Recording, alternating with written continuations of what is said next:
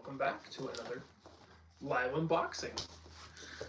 I'm gonna let a few people hop up on in here. That way I'm not talking all to myself all alone. Let's see if I can get this lighting okay.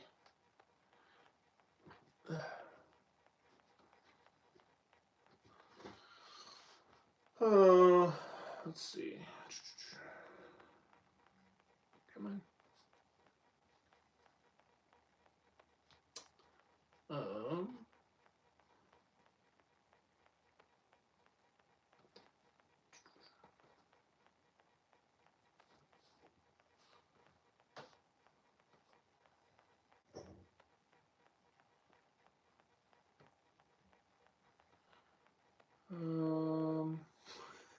Sorry, 1 second here.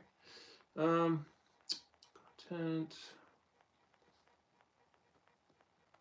playlist, bucket,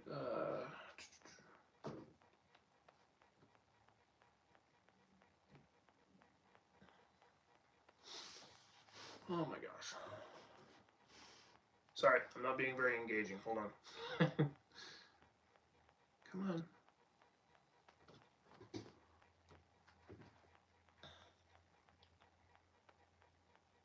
Okay, jeez. Yeah, so we got ourselves a Sony VX700 here.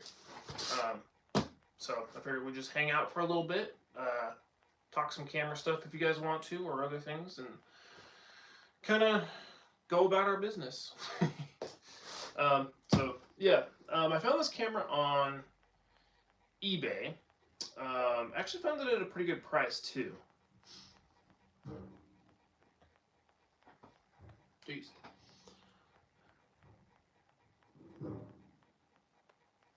So yeah, I got it from eBay, and I think I got it for $250.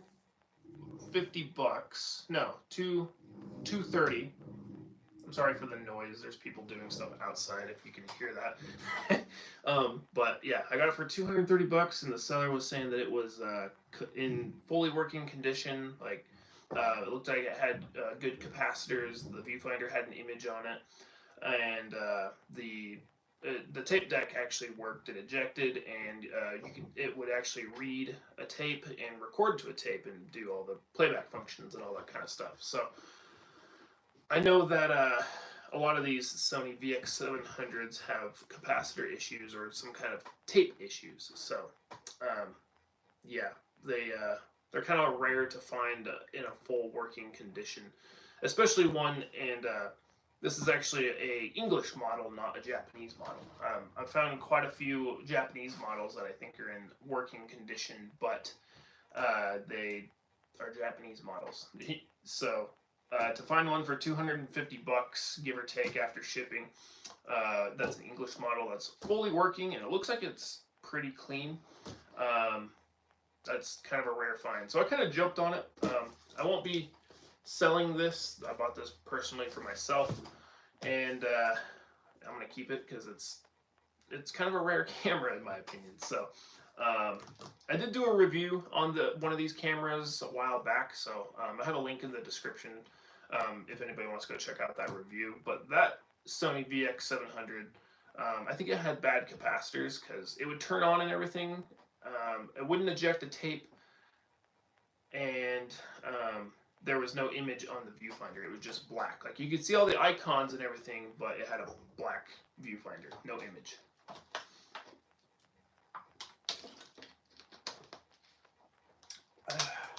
All right. If camcorders are made after '93, they will have good capacitors. Well, one of them, the first one I had, didn't have good capacitors. That or there was some other kind of issue with it, but that's what I'm assuming that it probably was. But yeah, shall we unbox this here? Sorry, I got some notes here. I just want to read through really quick.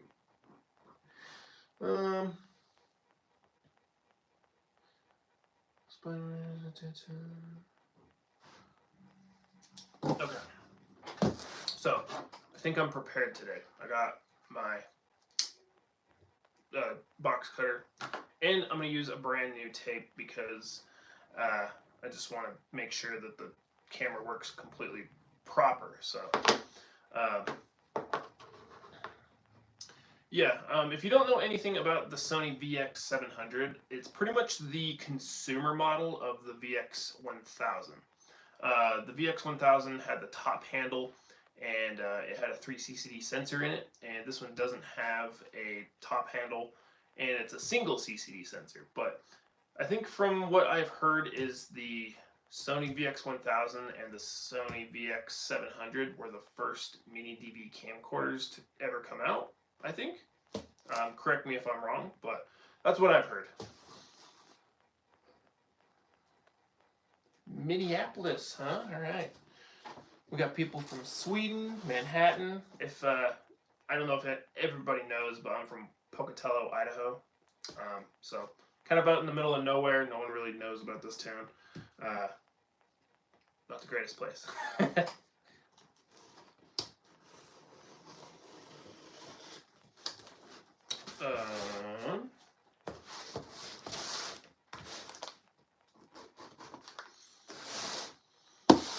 So yeah, happy Friday, everybody. I actually worked a day shift today at my day job, and I actually got off at 3 instead of went into work at 3. So that was actually kind of nice on a Friday. I get kind of tired of working night shifts on Fridays. Okay,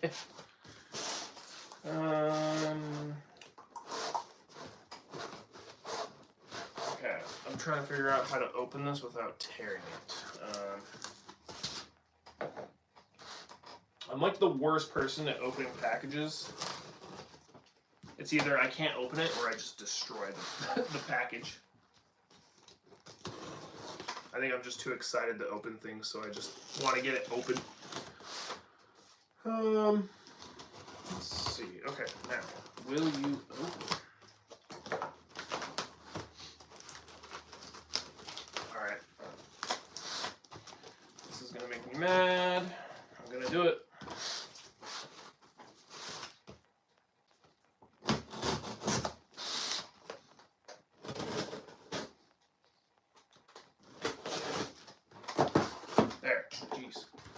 They like shipped it in a shoebox. And it's kind of weird too, because this thing is like really heavy. It's kind of weird. I mean, I know it comes with other things than just the camera, but it just seems really, really heavy. Okay.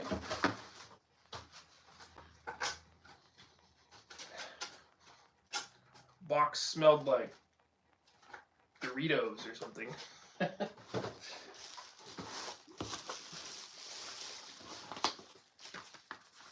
Thank you for your purchase. Very nice. Just a little piece of paper. Okay. Oh.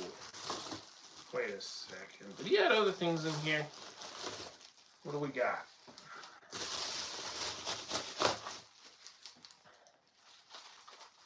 Oh. No, we got... I don't know what that is. Here, we'll take everything out and then we'll kind of unpackage everything as we go. That looks like a battery. And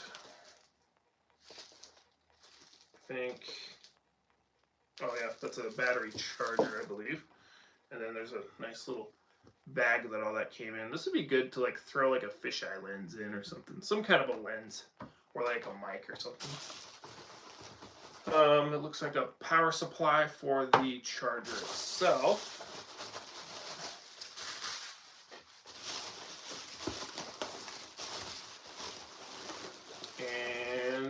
The camera. Dang, that thing is heavy.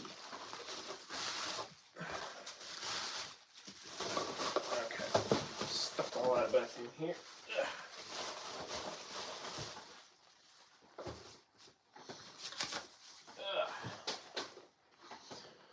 All right. Ryan Orlando.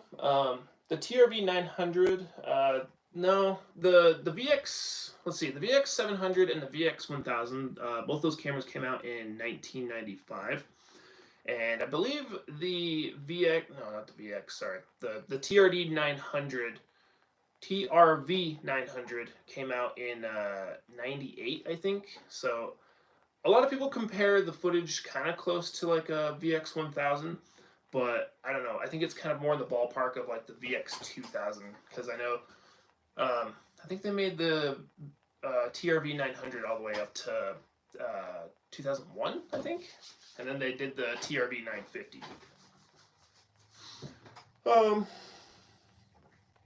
Sorry, just looking at your guys' comments here. Love Hi8 video more than anything still. Yeah, I like Hi8 as well. I need to check out some more digital 8 cameras though. But let's open some stuff, huh? We'll save the camera for last.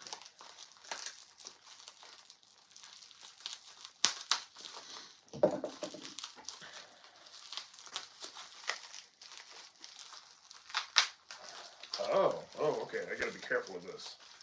This is the eye cup.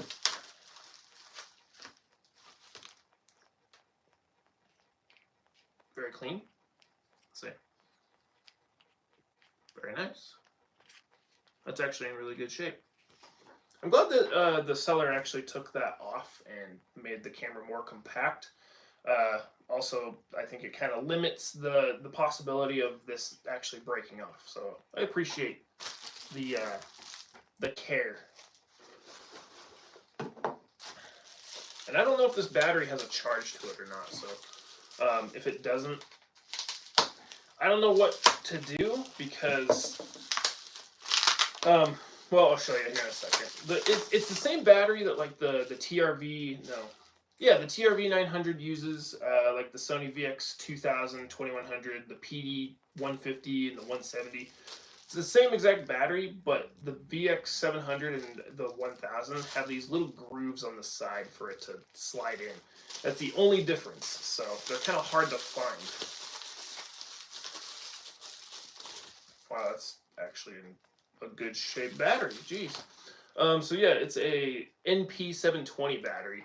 Like you can see, it looks the exact same, but you can see that there's these grooves on the side for it to slide in. So if you don't have a battery that has the grooves, it won't work with the VX1000 or the 700, because the battery goes inside the camera instead of slides on the back. So it's kind of annoying, but that's just how they did it.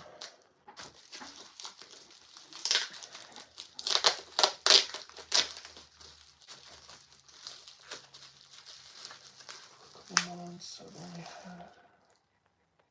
Whoa, jeez. I've only had it for a couple months. I love it so far. I need equipment to capture tapes though. Yeah, I got a TRV 900, but it throws an error code, and it's got something to do with the motor that spins the video head.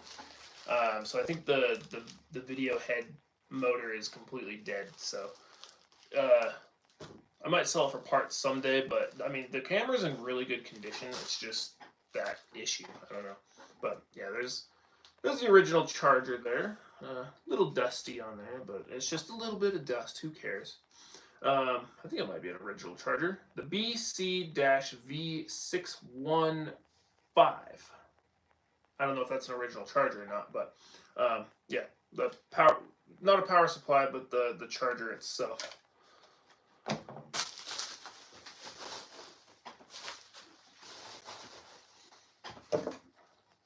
All right, and now for the camera itself. The seller said that this camera worked completely fine, like it reads tapes well and all that. So I'm hoping that he's being truthful. So we'll find out together.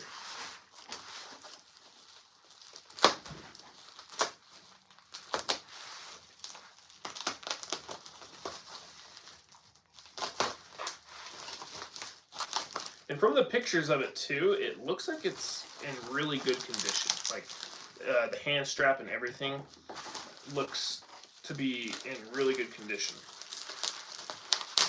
I told you guys I'm terrible at opening stuff, okay?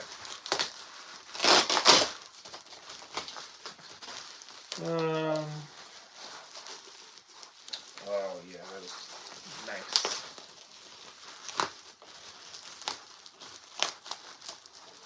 All right. These cameras are so much bigger in person than they look on pictures. All right. Put you there.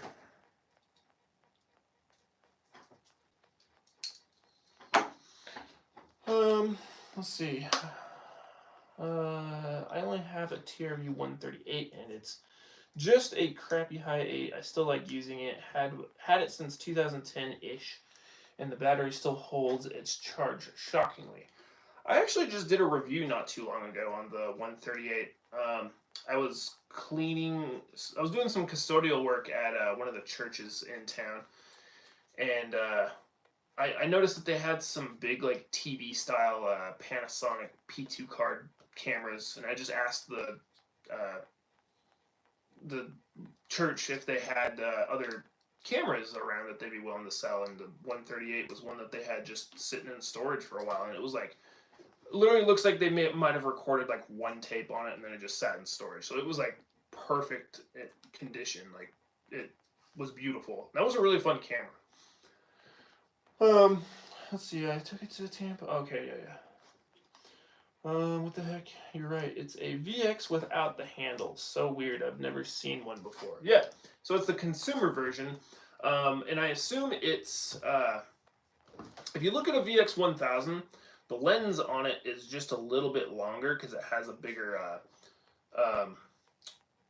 manual focus ring on it. But I think it's a little bit longer because they have the 3CCD sensor in there, and I'm guessing it's a little bit bigger of a sensor, and it might zoom in a little bit more than the VX700. But yeah, it's just a little bit longer on the VX1000. But yeah, it literally looks just like a 1000, just no top handle here. A couple different things as well, like it's got a like weird side-mounted cold shoe here. You still get a top record button there. It's not on the handle, obviously, because there's no handle, but you still get one here on the top and then on the back as well. So it's a little dusty, but I mean, the quality, or I guess the condition of it is super clean. There's not a lot of scratches or anything like that on it, so I'll just kind of spin it around here for you.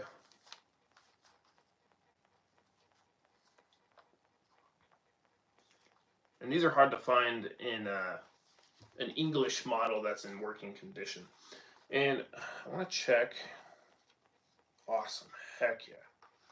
So I got to clean it a little bit. But I was hoping, the pictures kind of looked like there might have been like mold or something behind the lens. But looking at it, there's no mold. It's just some dust. So that makes me feel a lot better. So I need to clean that up a little bit.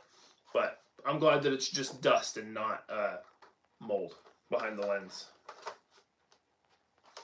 All right, let's put the viewfinder on here and slap the battery in and see if it'll turn on, huh?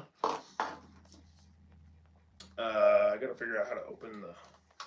Yeah, I think it's so cool because this whole thing opens like that, and then the the battery slides in just like that, and then when you open it like that, you can see. You might not be able to see it, but up here you have like your menu button and then the up and down arrows to cycle through the menu. So it's just weird that you gotta like pop the hatch open to access the menu. I think that's the right way. Let's see.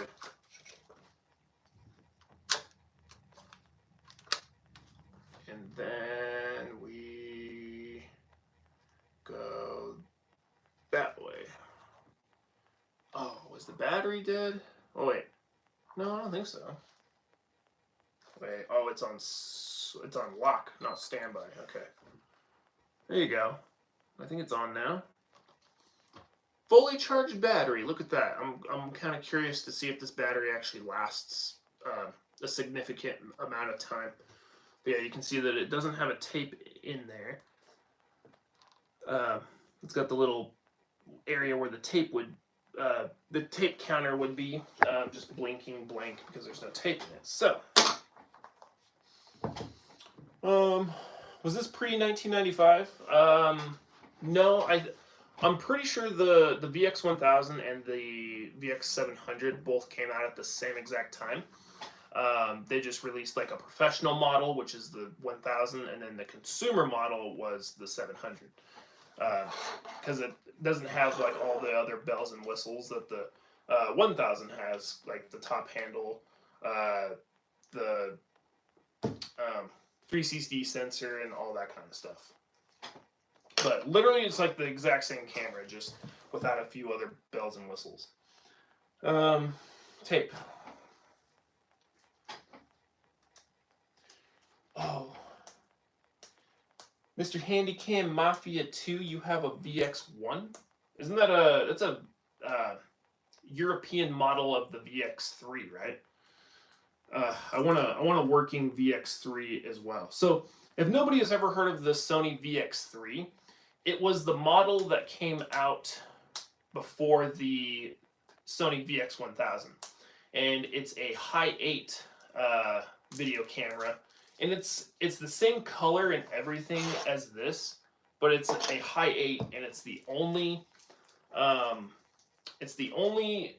high 8 camera that had a 3CCD sensor in it. And more times than not with those, it is really, really hard to find one that has working good capacitors in it, because I think a lot of them are from like 92 to 93. I don't know if they made them in 94 or not.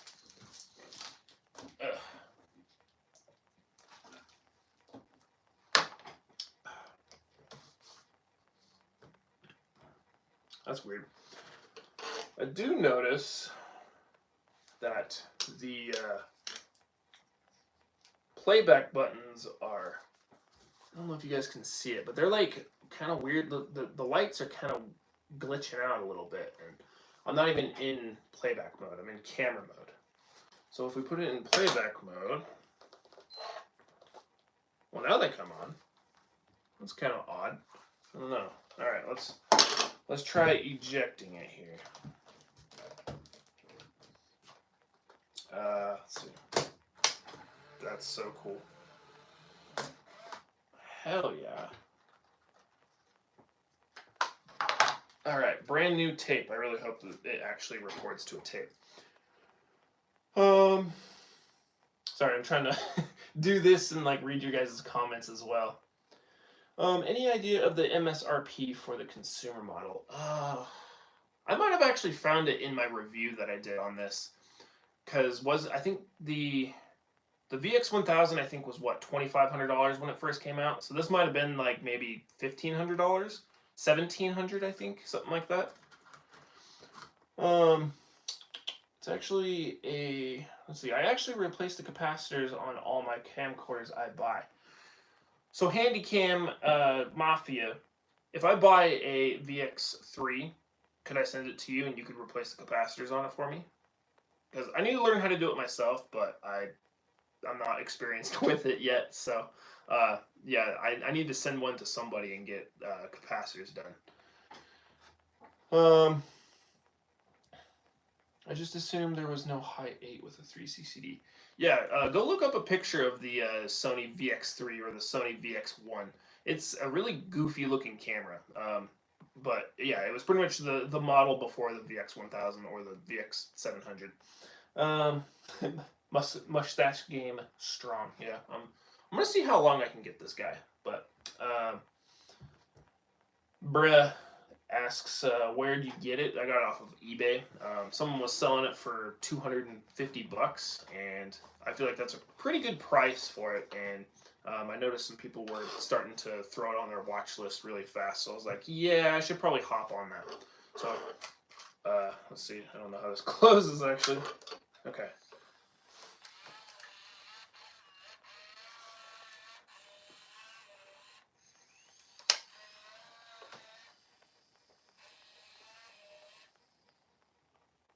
Okay. I think it loaded it up.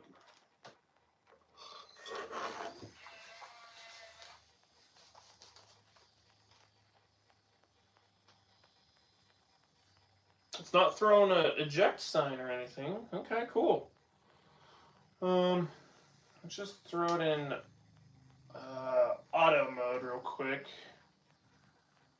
Oh, geez, I gotta clean the freaking viewfinder on this. There's a bunch of hairs in there. Anyway, let's see. Awesome.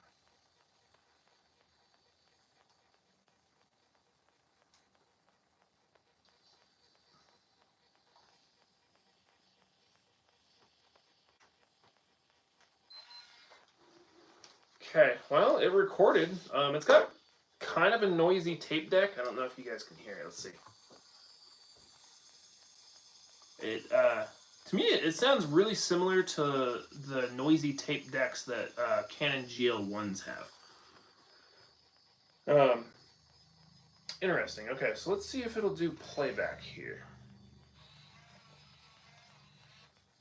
And then I can't really show you guys the footage. I guess I could have hooked it up to something and showed you, but we'll just do it this way. I should have prepared for that. Okay, play, and then I'm gonna hit rewind.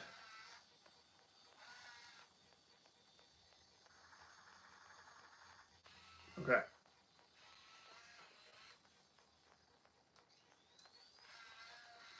Sorry, 1 second. Yeah, it plays video completely fine. Awesome. I'm so stoked.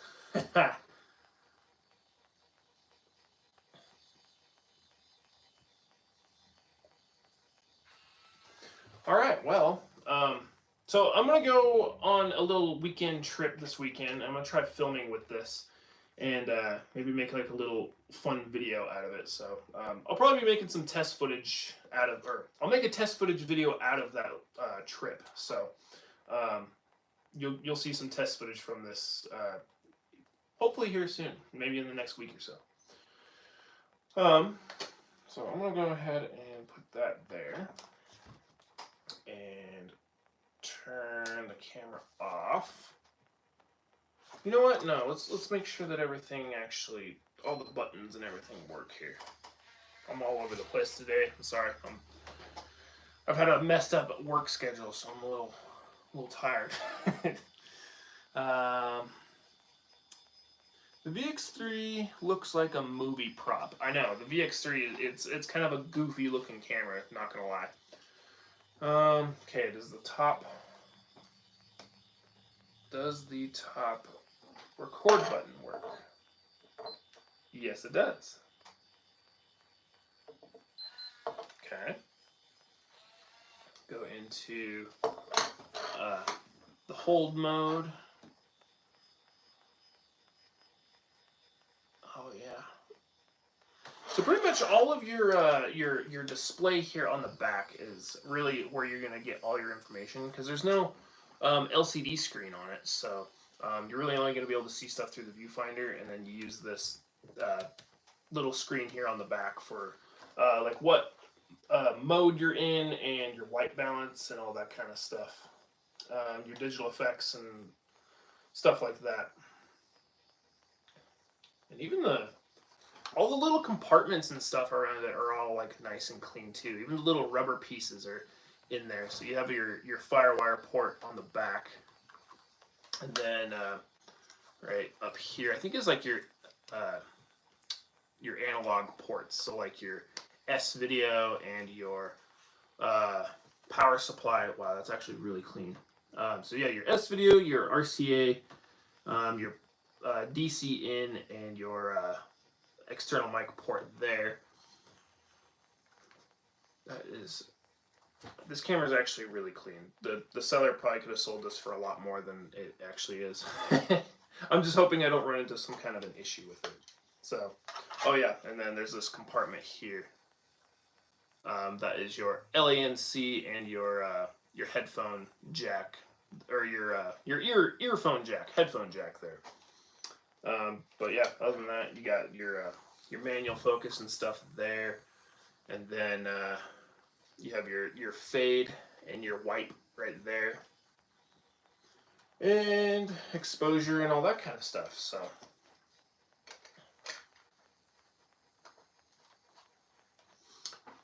all right, I'm actually super stoked on this. And I mean, even the bottom of it, like, it's a noisy guy though. The bottom of it, I mean, a lot of these old cameras like this, they'll have a lot of nasty tripod marks on the bottom from people just tightening their tripod plates to the bottom of these so tight that it'll dig in and just make these grooves. But this thing is super clean, and you can see that it was made. It has the 5D on it, so it was made in 1995 in the fourth quarter. So somewhere between what? September, October, November, December. So somewhere between September and December of 1995. So yeah, that's pretty much what we got here. We got the power supply, or the charger there. I might have to get another one because that battery's already at like half life. So I'm not sure if you can find any good ones anywhere, but I don't know. If anybody knows where I can find a good VX1000 or VX700 battery, let me know. Okay, so we talked about the camera.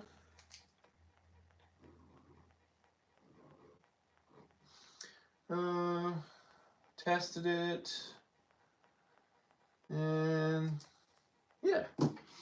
So yeah, it's I think it's kind of more of an icon more in skateboarding as well. I mean, this wasn't as popular as the VX1000, but to me, I think these are a little bit more rare than the VX1000, because I mean, you hop on eBay and you can just type in Sony VX1000 and you'll find hundreds of them on there, whether they work or not. But finding ones of these, I feel like that work, I feel like is a little bit more rare. And I feel like as time goes on, you see more and more Japanese models and not as many English models that are in working condition. So I'm very, very glad that I got a English model and not a Japanese model that works. But someday we'll get a VX1000, and it'll probably be a Japanese model, because any of the VX1000s that are English models, I'm not joking, people are asking like $1,200 for a good working VX1000. So like literally almost half the price of what they originally cost 30 years later. Like, it's mind-boggling.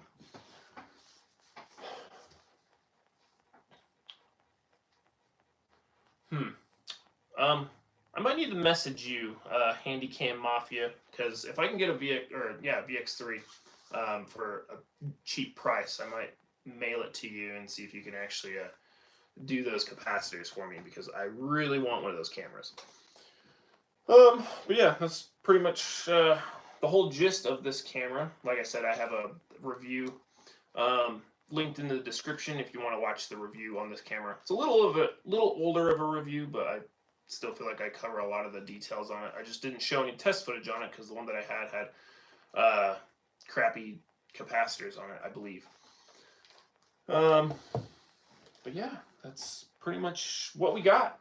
I don't know if you guys want to hang out and chit chat for a little bit, or if you guys want to get on with your Friday and go roast some hot dogs and drink some beer. I don't know. How's the weather where everybody lives? I think it's 60, 66, almost 70 today. Tomorrow it's supposed to be 72 here, so I'm super excited. I'm going to do kind of like a little camp trip over the weekend. Let's see. How long have we been on here for? Let's see, my phone says 34 minutes. So I was hoping to get an hour out of this, but I don't really know what else to really chit-chat about on this camera. Yeah, I have a video that's coming up. It's a review on the Pentax PV-EM100. This weird thing. So this one has bad capacitors as well. You can't really see much out of the viewfinder, but It's a very weird camera, so I really just kind of go over the features on it, and I couldn't really find any information online anywhere about it, like no manuals, no service manuals, like nothing, no test footage from this. So yeah, I mean, I tried to talk about it as best as I could, but super weird, super cool camera. Um, that video will be coming out on Monday, 9 o'clock, 9 a.m. Mountain Standard Time. So it probably calculates wherever you guys are from. Let's see. I have a Sony DCR-VX700. So you got yourself a European, or I guess it's a PAL model, huh? You should post footage of your cameras. I sometimes try to. I know when I kind of first started doing this channel, I would do like a review, and then at the end of the video, I would do like the test footage. But then I'd also make like an extra video with it was just test footage from the camera. So I don't know. It just that kind of created a lot of work for me because I would just kind of go around and just shoot random things and then just kind of throw it into a video. But I don't know. I've been enjoying making scooter videos since it's been kind of warm out. So I don't know. I've always enjoyed just kind of filming myself with these old cameras with going out to the skate park and stuff. How often do you hit your chin and ankles when riding a scooter? Honestly, I think a lot of people have a stereotype when it comes to riding scooters. Like they think that they're gonna hit their ankles, but I generally don't. Sometimes when you kind of bail off of it, the scooter will kind of like go behind your legs, and it'll kind of pendulum back and forth between like your heels or like your Achilles. So you're trying to run and hold onto your scooter at the same time, but the scooter deck just goes back and forth and slaps your Achilles, and finally it just starts to hurt so much that you just let go of it and like run it out, and you're like, I can't do that again, and then it just happens again anyway. So yeah, it's one of those weird moments. But I've never hit my chin. I've hit my elbow and stuff before, but really, no, I haven't really hit my chin. I mean, I'd have to jump off of a roof or something like that to probably blow my chin out. But my knees are not good enough for that anymore. I have to ask you, when are you going to buy that Samsung SCX800? Yeah, I know. I forgot about that. So I'm trying to save up to a certain amount of money so that I can kind of I want to just like spend like $1,000 on camcorders to just resell for everybody out there.